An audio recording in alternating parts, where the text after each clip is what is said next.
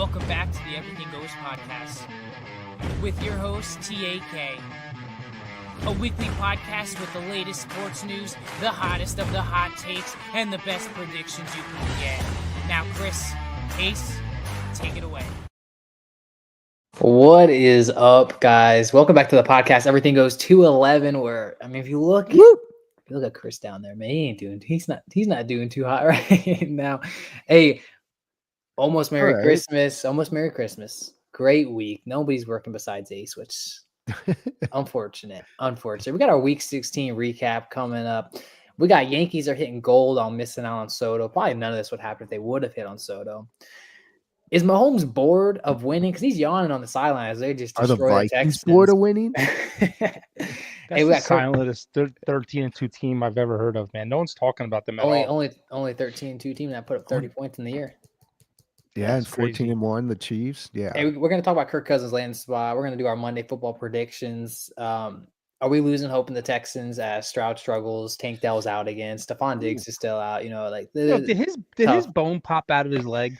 I don't know. I didn't watch. I'm so glad I didn't see that. I don't know. Some people said his bone popped out of his knee, like out of the top of his leg there, like his femur or whatever it is. And we're not going to post the video. I couldn't watch it. I can find a photo. We can all look at it as doctors right now and try and look at it. Did they ever come out and say what happened? Was it just a knee injury? I heard dislocated knee, but I'm sure. I know he had to go to the hospital for like standard precautions, but let me just. They wrapped it. I think it was his own guy that hit him. I think. Yeah, they collided. He caught the touchdown though. Okay, so Texans confirmed Tank Dell tore his ACL, dislocated his kneecap. Besides, that's why it looked like a bone. Besides the Vikings game, what did you guys? Well, for me, I thought the next game was Commanders Eagles. Oh, great game! Great game. They had something to play for too. But what did you guys think over the? That's a big divisional game. Big game right there. Went out right away, which sucks. Kenny Pickett is not a good backup. But hey, you look at that game though. That's not Kenny Pickett's fault. I mean, sure, he led a lot of field goal drives. Devontae drops a huge first down, which would have probably killed the game. You have their kicker kicking it to McCaffrey on kickoffs, and he's returned it to midfield almost every kick. Yeah. Defense puts up 22 points in the fourth quarter. I mean, you can't look at that game like blame Kenny Pickett. No, I still think. I mean, Jalen Hurts has a concussion. I still think the Eagles are one of the best teams in football. Oh yeah, I think the NFC is loaded. I think Super Bowl is coming to the NFC. Do you think after that game, you think Jaden Daniels is Rookie of the Year? Yep, without a doubt, right? I mean just watching him, some of those throws that he was just lining in there between defenders. I mean, he doesn't look to run first, which I love. He throws. He's got a great arm, and then he's dangerous outside the pocket. He can throw, but also run for a first down. And I saw it firsthand with the Saints. I mean, we sacked him 8 times. But he's still so gifted to get outside the pocket, either throw the ball 30, 40 yards down the field or run for 30 yards. And he's accurate. I think it's between him and Bo Nix. I think Bo Nix had a stretch there where he was doing really, really well. I think it's between those two. Bo Nix kind of quiet. But look at these stats yesterday. Jaden Daniels, 39 attempts. I mean, he had almost 300 passing yards, and he had 5 touchdowns. Brian Thomas Jr. is not going to get any consideration, but look at his stats for the Jaguars. He's got over 1,000 yards, I think 9 or 10 touchdowns. Good receiver. It's because the NFL's built all their awards around quarterbacks. Yeah. Well, yeah, MVP. Like if Barkley doesn't win MVP, he'll get offensive player of the year probably. Which I think is BS. I think it's BS. I think it's time to. Yes. I mean, because let's be honest. MVP quarterback this year, I would say, is between Sam Darnold and Joe Burrow. And let's be honest, they're not going to give it to Joe. I think Josh Allen's having a great year, but statistically, I would say just passing yards and touchdowns, the interception ratio, they're not going to give it to Joe Burrow because he's got 6 wins, which I think think is dumb. I mean, Drew Brees was robbed of that one year where he had amazing stats, but they were not a winning team. But if you take Joe Burrow away from the Bengals right now, how many wins do you think they have? Maybe 2. It's become a popularity award instead of an award for actually producing. But I think it's time like this. If there was going to be a different position to get MVP this year, I would say it's this year because you could probably take Joe Burrow out of it And then you have the debate between Sam Darnold and Saquon Barkley. And Saquon Barkley has having an astounding year. Would he be having that with the Giants? Probably not. The O-line's a lot better in Philly than New York. But I mean, he's 260 plus yards away from breaking the record. Yeah. Of getting who is it? Marcus Allen? Who's out? Whose record is it that he's going to break 2,000 yards? Couldn't tell you. Simpson. No, Dickerson. Season long. Dickerson. I don't know one of them. They were saying though. I don't know one of them. Anyway, he's 20. He needs 134 yards in the next 2 games, and he breaks that record. If he breaks that record, he has to be a lock for the MVP. Well, they said Sheffy was talking about like if they really wanted to get down at the Giants, they could let the Giants win, and then the Giants go from like 1 or 2 to like 6 or 7, then miss out on their franchise quarterback. You imagine that? Wasn't it the Raiders yesterday? Went from 1 to number 5 because they won. Yeah, dude, that top 5 is like such a mass shuffle right now because there's so many teams that are floating between 3 and 5 wins. They must, because right now, Giant. I got it up right now. Vegas is 6, Cleveland 5, Titans 4, Jacksonville 3, New England 2, Giants 1. We got someone saying Rico. We got someone saying Rico Daddle MVP. Cowboys lost out on that, especially the last. Dallas Cowboys number 15 now in the draft order. Shoot, man. Hey, congratulations though, man. Saints and Dallas eliminated from playoffs yesterday. Great year. And Dallas played the best game they've ever played. Freaking hardest hitting game I've seen all year. Cardinals are about to be there. It looked like the NFC Championship game last night. The way the Yankees, the way the freaking Cowboys were hitting. I'm in baseball mode since Dallas is done.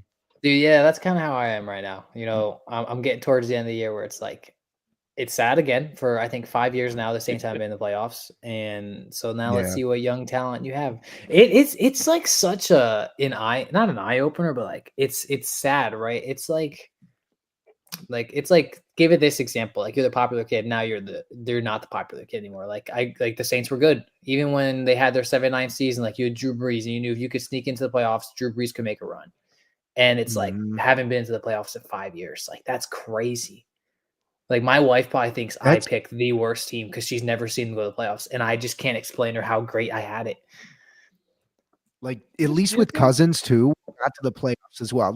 I'd rather get to the playoffs than miss out. You still have a chance, like you said, even if it's like, you look at the division, like Chris was mentioning, or everybody in the East has to play the, Mahomes or something, go past Mahomes. Yeah. It's just exciting that 3 teams are coming out of the NFC North for the playoffs, which you haven't seen in a long time. On Vikings Packers next week, and then they got the Lions the last game, so that'll determine. Next week will determine their fate, anyways. Yeah, I messaged you guys last night, and I hope the freaking Vikings went out and the Lions went out, and that last game is going to be for the number 1 seed, and whoever loses is going to be going as the number 5 seed on the road with a record of like 14 wins or something like that. They play San Francisco. Man. Lions play San Francisco, and then us. So both of us could easily lose or win. I think they should do it like college football. They should reseed. I don't see how a 14-win team goes on the road. You know what? It is what it is, right? If you win your division, you get a home game. I love that. Okay, just because you've been in the NFC South. And I love it. You hold hope on that. You hold hope don't even on have that. 500 records make the playoffs. Listen, come on, the Eagles made it too when they were 7-9 one time, or like 8-8. Come on, we've all been there. We've all dipped our toe in it. Come on. Come on. I'm fine with if you win your division, you at least get a playoff game. I'm fine with that. I've never been under 500 made the playoffs ever. Ever. Not all of us can achieve greatness, Yeah. It's because usually what do you think about like another week goes by and you see the Jets lose again? Like what's the answer in New York or New Jersey if you want to be specific? But like rip it down. Not like what I can't wrap my head around this. Aaron Rodgers, Breece Hall, Devontae Adams, Garrett Wilson. Garrett Wilson looks like he hates it there and wants out. And it's like you look at this team and you're like, how do they not win? How do they not put up 20 points a game? Like, is it the coaching? Is it the GM? You hear all these stories coming out now about the GM and the owner and how they were not good to the players. And it's like what the coaches because he had Nathan Hackett in Green Bay. He loves Nathan Hackett. Is it the offensive line? Is Aaron Rodgers getting old that he can't throw the long ball no more? They're 4-11, and it's like, all right, is Rodgers the problem? Like Rodgers obviously is great, and he's been great, but it's like 14. That's Stafford. Aaron Rodgers. He threw for 42 passes and only completed 28, and only had 1 touchdown. He's got good receivers. Dude, he's got amazing receivers. Yeah. I watched that game because I love watching Stafford and Rodgers. When he had the time to throw, he was making darts. Like, the dude is still accurate. Same with Stafford. That's why we're gonna miss these guys when they're gone. Like, like I'm ready for him to get out. I'm gonna miss him when he gets out. Probably. But the team effed that game up. They got a false start penalty or a false start to push them back 5 yards. So rather than being in field goal range, they had to kick a punt. And then when they get the ball back, when they force a 3 and out on the defense, the Patriot or whoever they're playing punts, the Rams punt it back, the guy fumbles it. And people are going to blame Rodgers for that. And it's like those 2 plays completely. And then the fucking game management. I hate when teams mess up game management. Eagles do it all the time when they pass the ball to try to get out of downs and like whatever. It's so stupid the way the Jets managed. Hey, but we talked about it, I think 2 weeks ago, that the Rams are that team that every year we have this conversation where they look like it's time to move on from Stafford. It's time to kind of press the reset button. And now halfway through, now we're sitting at 9-6. They're rolling, they're winning games, and they're headed into the playoffs in I would say, weak NFC. The early first part of the season, he lost all his receivers. I mean, Puka was out, Cup was out.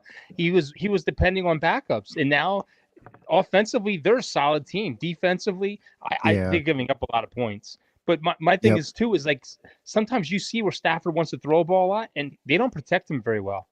When they get that running game going, they're on fire. Like when they played Buffalo, that was a good team right there because Buffalo couldn't stop the run, and both teams it was a juggernaut game, no turnovers. But the problem is when you get into playoffs, it's a different beast. You're going to be going against a Minnesota or the Lions or the Eagles who have one of the best passing defenses in football right now. Not allowing, would they allow 10 passing touchdowns all year? I mean, they're a solid team. Whoa, wow, that's really wild. So let's lean over to the Kansas City Chiefs real quick, because all of a sudden the Kansas City Chiefs are rolling. All of a sudden their receivers are clicking. Hollywood Brown, Xavier Worthy, D Hopkins, Travis Kelce. They're healthy. Pat Mahomes, like, I mean, what do they have? 1 loss on the year? What is it? Yeah. Patrick Mahomes is 15-3 in the playoffs. I'll never bet against them. 14-1, and we always said the Bills are the team out of the AFC. Bills barely beat the Patriots. Drake May has a good game. I mean, who in the AFC do you say confidently that they would beat the Kansas City Chiefs? And there are a lot of games at the beginning of the year that we've discussed that the Kansas City Chiefs could have easily lost. But I think the Bills and Kansas City are the best 2 teams in the AFC. It's going to be one of those 2. But I think the NFC side, you have 4 or 5 teams that could be there. Yeah. But like Ravens could disrupt, but yeah, I think I would agree. I don't know what. What about like there's a real possibility we see a 3-peat. Oh, absolutely. Absolutely. I think Allen, I mean, it seems like Allen or Lamar's year if that offensive line for the Chiefs, but who knows? 100%. Here's the scary thing too is that all of a sudden the Chiefs defense is clicking. Yeah. Yeah. You know what I mean? They really are. And you know what? They're healthy for the first time in a long time. I mean, they got I don't see the Bills going into Kansas City and beating Kansas City right now. I don't. Because if you take Josh Allen out of it, like Josh Allen's been the biggest key factor in those games. He runs, he throws. If you can slow him down in the pocket and make him throw, I think Kansas City wins. You know, it must be so good to be a Kansas City fan, man. The thing about Baltimore that scares, not Baltimore, the thing about the Bills that scares me is they don't have that big stud receiver. I mean, they have that Shakira or whatever, but they have that Coleman. And they brought Amari Cooper over, and he's been kind of quiet. Yeah, they don't have that big threat. And you know what? It seems like every year when they get into the playoffs, there's always that key turnover that kills Buffalo every year. You know, whether it's a Josh Allen interception or a fumble or something stupid always happens to them in the penalty. Playoffs. Yeah. I just think Kansas City is going to be tough, and they're going to be at home for the whole playoffs again. Yeah, I know. It's going to be a tough game. Ace, let's slide over to your Minnesota Vikings. Huge congrats, 13-2, 13-2 losses, man. It must feel good to know your team only has 2 losses. But how are we feeling? Give us a little recap of like a little rant, or you would say of how just how you're feeling, man. I mean, Sam Darnold, we all talked about it 2 episodes ago. I think Sam Darnold was overlooked this year. Everyone was looking at JJ McCarthy, and Sam Darnold's going to be probably the highest paid quarterback this coming off season. Who is it going to be? Either him or Drew Lock. Most quarterbacks are going back into the college. They don't want to declare for the draft yet. It's like huge decision though, because you have a quarterback that's drafted in the first round. Yeah. So how you feeling? Very, very good. I Big thought win on the road. In Seattle. He played incredible. Like it was a mix. Sometimes you get the good and the bad. He took some weird bad sacks, but the left tackle, since we lost Darisaw, we signed this guy from the Jaguars, Robinson, I think. He's been bad. So like you can tell we have to chip. We'll bring guys over to chip or help out quite a bit now, especially later in the game. And that last drive, he got his ankle twisted up right before the 2-minute warning. Come out, so he had time to rest, thankfully. But that throw to Jefferson in the end zone, or 5 whatever yards from the end zone, turns around. Jefferson has to rotate his body in midair to catch it sideline. Just an incredible throw. He steps up, gets drilled again after messing up his ankle. The way they 3 touchdowns, man. Yep, and they got a key interception after. Because Seattle, there's still time left. Seattle gets the ball back. Key interception after they were driving. So it's like defense gives up some big plays. They're not the biggest. Like their D-line they got a couple guys that are big, but not enough depth. Yeah. Which, I mean, if you can have depth on the O-line and the D-line. Let me ask you this, healthy, yeah. What's the weakness of the Vikings that doesn't get them to the Super Bowl? It's right there. It's got to be right there. Because honestly, our play calling is so good. If they can just give – it's going to be teams that are, I was thinking about this. It's teams like the Packers, teams like the Lions that will stick to their game plan, the Eagles, like those teams, when you stick to running the ball and just, you can gain, 4 to 5, you can gain yards on this defense, especially if Harrison Phillips is out. He's 97. He's like our best D tackle. So when he's out, you can easily run on this team. So it's got to be D-line. Does Minnesota, in your opinion, have one of the best receiving cores now that Hawkinson's back in the NFC? I mean, honestly, look at each team, like Puka and Cup, freaking who do the Eagles, Brown. Yeah, I mean, they're AJ up there Brown, for sure. Yeah. Especially when you throw in Hawkinson. He looks healthy after he had some season ending in ACL or something. Hey, but that was another one too. Is like so many people didn't want to even pick JJ in fantasy because they were like, well, Sam Darnold's not going to throw him the ball. And like, look at that connection. Like that just shows you yeah, he killed me. Darnold's doing a great job. JJ's doing a great job. Like that whole team's clicking. And like you said, Ace, if that team can just play Minnesota ball and like if they get home field advantage and just play, that's the big thing is Darnold. If Darnold plays Sam Darnold ball and doesn't get in his head or start to do things that he doesn't need to do, you guys will win. You guys, honestly, the cool thing about our teams is we have pretty, we harp on Jerry Jones being dumb and we don't want him to be GM, but our teams overall have very good structure now. Mm-hmm. So, I have confidence that they're doing what they can to win. Yeah. Obviously, you lose your starting quarterback, things aren't going to go well, Chris, but overall, I feel like our teams are in the right direction. It's the Jets. It's the Jaguars. Those teams are Jets, Giants, they suck. Titans suck. Yeah. Ever since I said I was Team Tank, we're 4-1. We could have been 5-0. I mean, maybe I should do that every year. Let's just tank every year, and we'll go on a win streak. But you know what? The Cowboys had a lot of injuries, but it is here or there. Yeah. It is what it is. Yeah, I just have to ask you a quick question. I did have one person ask me the question in the comments. How does it feel losing in fantasy this week? It lost hard. It's bad. I lost in both my leagues. It was bad. And you know what's crazy is in my one at work, I had a combined for 2 weeks of almost 350 points. It was nuts. And down goes I had 120 points on my bench, and Cooper Kupp killed me 2 weeks in a row. 5 points total in 2 weeks. Oh my God. It is what it is. What do you have to say to all those people that are just laughing at you, man? Just knowing that, I don't care. Tell Hasek you got lucky. Ooh, that's who, man. Got lucky. I hope you hear that, Matt. You got lucky. You got lucky. Ace, let's hear about these targeting penalties. I want to dive into what you're thinking about this and what you've been seeing. Yeah, so it was actually the Cowboys-Panthers game that I was watching with Brittany because she's a Cowboys fan, but there was I think it was number 6 on the Cowboys hit the receiver in the shoulder. It's like, I know Wilson. They're not wrapping up, but he hit him. It was literally shoulder to shoulder. They called the targeting. Panthers get a first down. They ended up giving the ball away, so it really didn't change much there. But it's like on the offense, what my new penalty rule I want them to enact: if you're 5 yards away from the ball and the running back or the receiver are stood up by like multiple defenders, it's a penalty if you come in there helmet first and just deck them forward. Like they start pushing him an extra 5 or 6 yards when clearly he's got 2 or 3 guys on him. He ain't going anywhere. I don't care how big you are. Like if momentum is stopped, it's got like you can't have these dudes shoving into each other when they're calling stupid penalties on the defense. Well, you know what's crazy now is like the NFL did it last night where they actually saw whereas the pass was incomplete, they called it a completion. They buzzed down and said it was incomplete without even going to the booth and checking. I've seen a couple of those. I like that. They should do the same thing for penalties. Like if it wasn't a freaking helmet on helmet, pick up the flag. You know, you want to see helmet on helmet. Look at the Tennessee Ohio State game where that kid got hit in the head, his helmet split right down the middle. Jeez. You know. That's helmet to helmet contact. We discussed it too, and like I've heard a lot of people lately bringing it back up. But like, I think if you have like a penalty that's very like game deciding, or like a lot of people have conflict with, like some of these refs should have media availability at the end of the game and give us their side of the view and understand what they saw.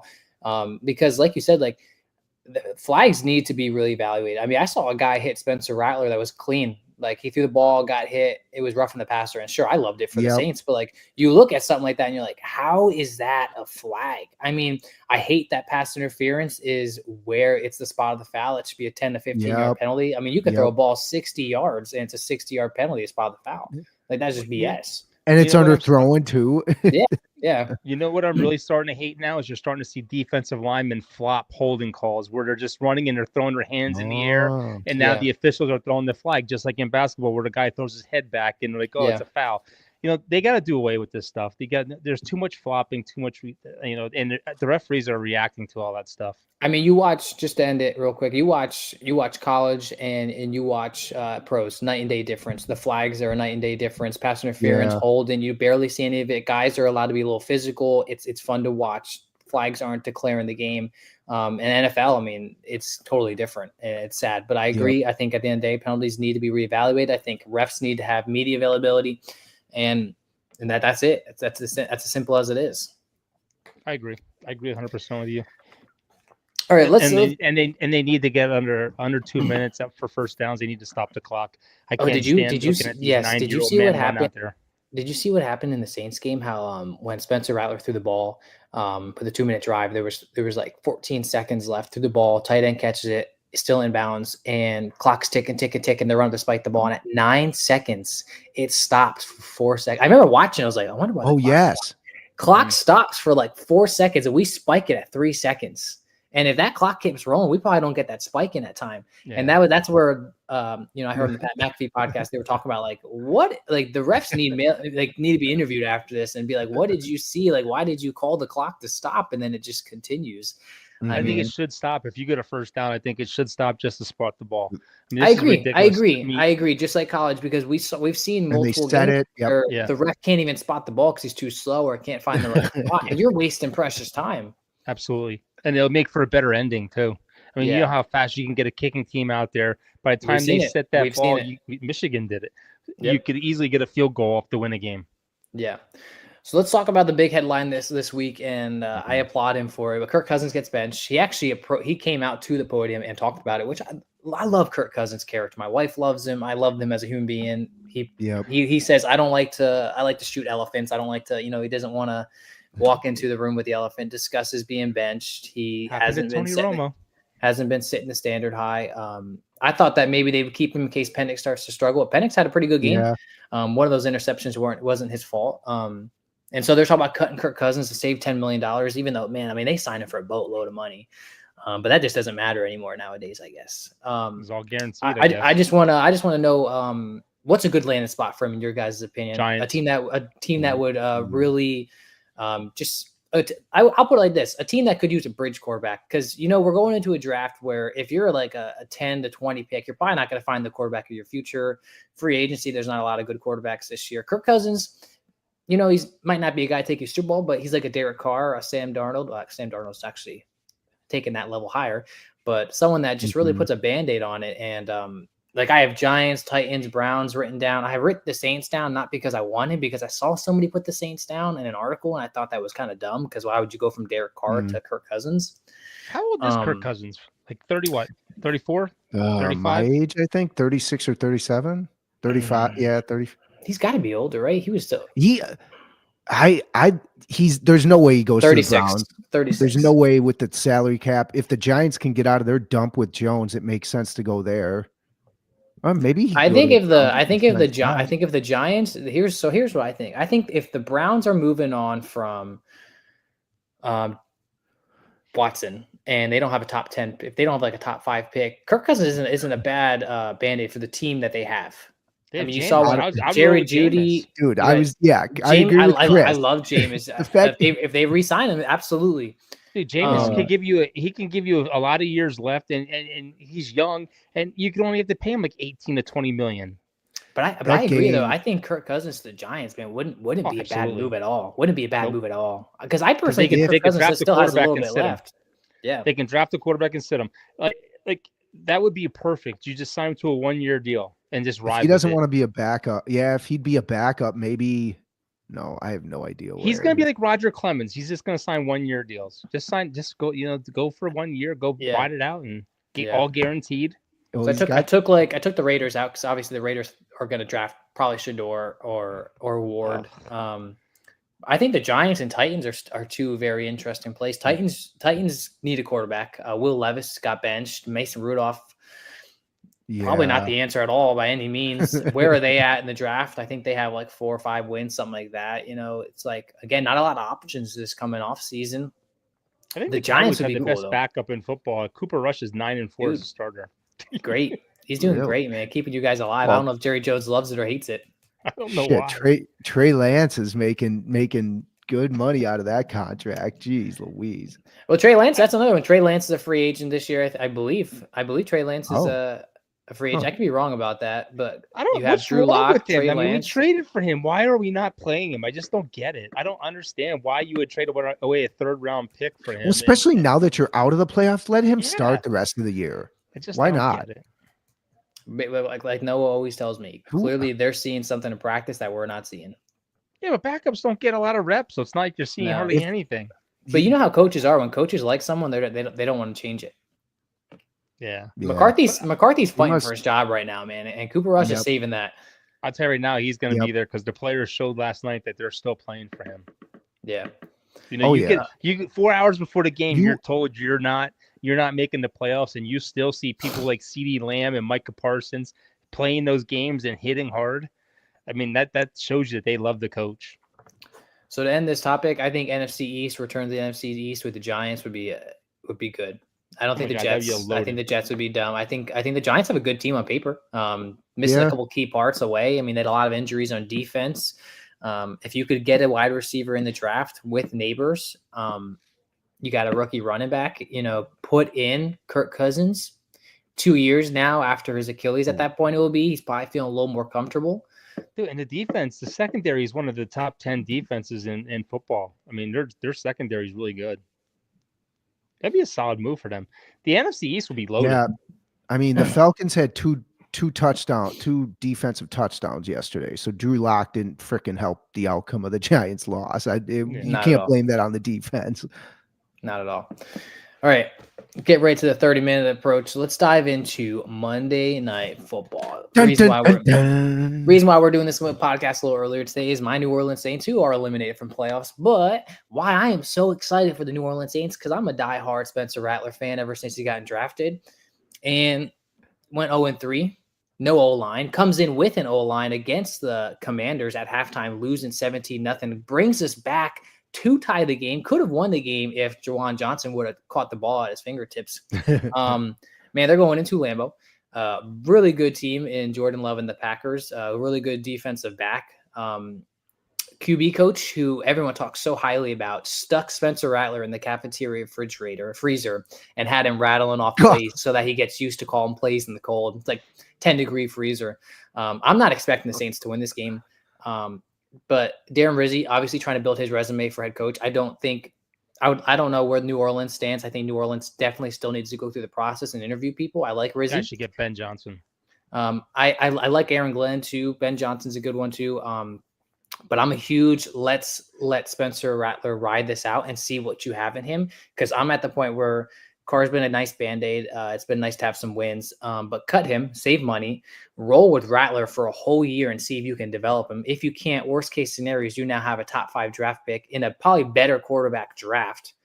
Go draft a quarterback and just continue to build. I'm kind of getting to that point as Saints fan where I'm tired of holding on for hope. Get rid of some of these old guys. You're starting to develop a lot of these younger guys that are good. So let's start rolling with that. Let's continue to build that up. You're in the best division to do that. You're in the best division to do that right now. NFC South is literally nothing but a rebuild right now. I mean, the Panthers have their quarterback. You can see Bryce Young is starting to build it. Michael Penix now for the Falcons. Baker Mayfield's probably the Bucs are probably the more developed team in that division if they can stay healthy. They're just getting hold. Yeah, they just apparently they just don't want to win the division either. Losing to Dallas last night is tough. But yeah, man, like I'm excited to watch tonight because you're putting Spencer Rattler, who is in a loud stadium. It's going to be cold. It was 5 degrees there yesterday or something like that. And I'm not looking for him to win this game. I'm looking for him to hold his own. I'm looking for him to maybe throw a touchdown or two, maybe almost 200 passing yards and no turnovers. If you can give me that, with you're missing your 1, 2, and 3 wide receiver. MVS, who we got off free agents, who is just an amazing pickup for us, who's probably our best receiver right now, is a great option. He's going to be there. We have no Taysom Hill. We have no Alvin Kamara. But Kendre Miller, who has been electric since he gets time in the game and can stay healthy, he's going to be there. And so he doesn't have a lot of weapons, right? But he's got a healthy O-line. So I'm just curious to see what he could do against a really good defense in a cold environment, a loud environment. And if he shows good signs of something you could build on, I just think as a Saints organization, you have to let go of Derek. I like Derek. He's a good Band-Aid, but it's time to rebuild. It's time to let the reset button happen. You just got to let it go. One winning season in his career. That's all he's had. He had one last year for us, which is nice. That was the one. Yeah. So it's going to be 21 degrees, or it's currently 21 degrees, 90% chance of snow. It's going to, seeing the snowflakes right around Christmas. That'd be cool. Rizzy, I will give Rizzy the benefit of the doubt. They asked about Derek Carr and just start him and stuff. And he's like, listen, you're asking me why I start Derek Carr, because he gave a reset to everybody when he came in. He's like, since I've been coaching, Derek Carr did miss one game. He's like, Derek Carr's 3-1, and all of his stats are top 5 in the NFL since we've been all together. And valid to his part. But Derek Carr, just in my opinion, is a quarterback that will not win you the big game. No, and it's not even his throwing hand that's broken. That's the sad thing. Get out there and play.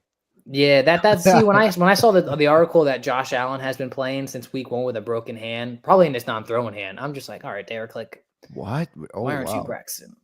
I know he had a concussion too, but that's a little salt in the wound. These players are soft. But good luck to your Saints tonight.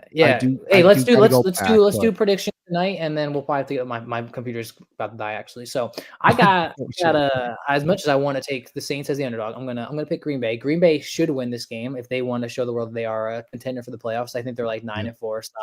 I don't quote me on that. They're at home. This is their turf. This is their terrain. They should win it. Green Bay's tough in the cold. Yep. Yeah. I'll go. Yeah. I'm gonna say this though: look out for the young guys, Kendre Miller and Spencer Rattler, and some young guys. They're going out to they know we're not in playoffs, but I mean you can mess up other people's. There's a lot of people playing for jobs. Yeah, there is, and there's a lot of coaches on this Saints team who are trying to, who knows what next year looks like, and it's when you get your best football and you have kids that are out there playing for legitimate positions. Yep, absolutely. Well, we hope you guys have an amazing Christmas. Christmas Eve is tomorrow, so hope you guys stay safe, enjoy it, and man, just enjoy the family time. But you guys got anything else you want to say? Happy Hanukkah as well. Thursday. Merry Christmas to everybody. Let's do it. And enjoy it, guys. All right, guys. Will see you. No snow here. It's going to be in the 50s. No snow here either. No snow here. But we hope you guys enjoy it, and we will see you next time.